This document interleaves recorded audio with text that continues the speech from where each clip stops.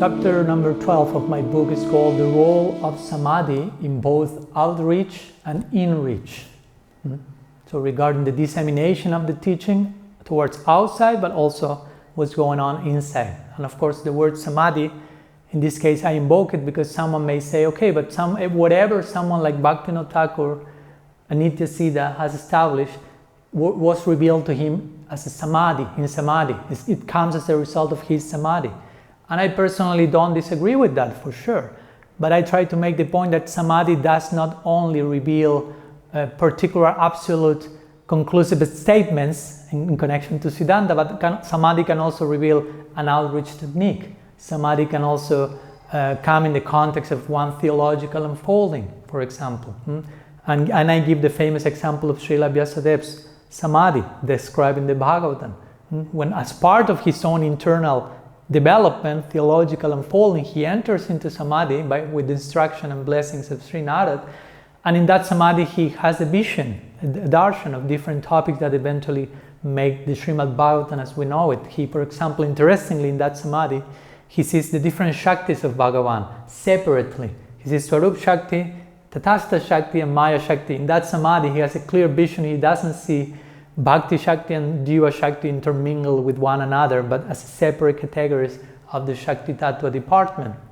And interestingly, that Samadhi gives rise to the Bhagavatam, which has a lot of adjustments to take us gradually to the ultimate zenith, summum bonum of its conclusion. First 9 cantos, building up to the 10th, and descriptions of dynasties and atomic theories and so many other topics that somehow try to take us to the converging point of Krishna Lila and Braja Lila more specifically.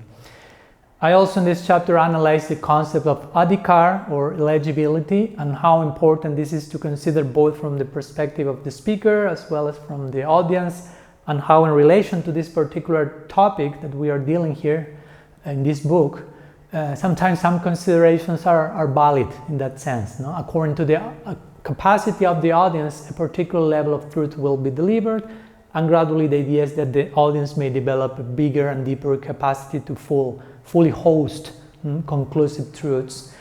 Also, I speak about Anuman and logic, the role of logic in ascertaining the Siddhanta, how for that we have first to establish what Siddhanta says, what Shastra says, and then we can use logic in connection to what Shastra has revealed, and not the opposite way around. We are not to use our logic before addressing, researching what Shastra is saying about a particular topic.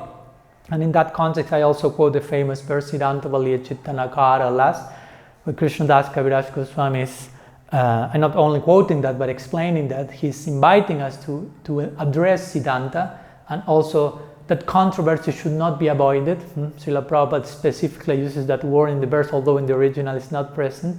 The importance of healthy controversy for strengthening our mind in the context of researching Siddhanta in a humble way, truthful way, and that will invite Krishna more and more to be present there. Also, something that I mentioned here, which I think is an important point, is the notion of achintya. Sometimes when we speak about these complex topics, some people may say, Bhakti is inherent and not inherent, and many other things at the same time, or it is achintya. It is inconceivable, we cannot think about that, so we shouldn't think about that, we shouldn't speak about that, and everything gets it's like a reductionist stance, to everything ends in achintya.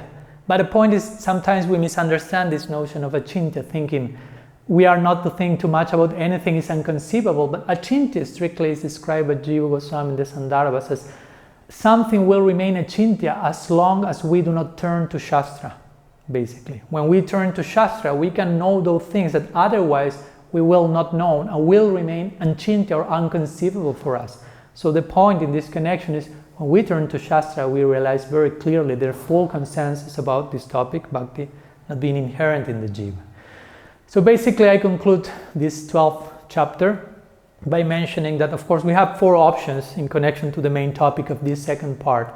The first option is we have Siddhanta, clear, classical, original Siddhantas established in the Bhagavad and the Goswami Grantha. If not, we have a possible development of Siddhanta, which is founded based on what our original Siddhanta says, that it's a natural extension of that and it's not contradicting the original one. Third, we have a deviation of Siddhanta, something that goes against the very original premises of our Sampradaya. And fourth, we have something else. No? And that something else is what I'm trying to deal with in this second part, when I try to consider these three main hypotheses that I mentioned: circumstantial adjustment, theological unfolding, and translational issues, or all of them combined together. Because some of the things that our contemporary acharyas mentioned, as I already said, do not necessarily directly can be taken as Siddhanta, cannot necessarily be taken as a development of Siddhanta, or also are not to be taken as a deviation of Siddhanta, because at times they clearly show that they knew the Siddhanta. So we are to analyze these particular statements from another life, from a particular perspective. So basically I have tried to do that in this second part of my book, and all that of course in the spirit of trying to honor and protect the legacy of our Purvacharyas.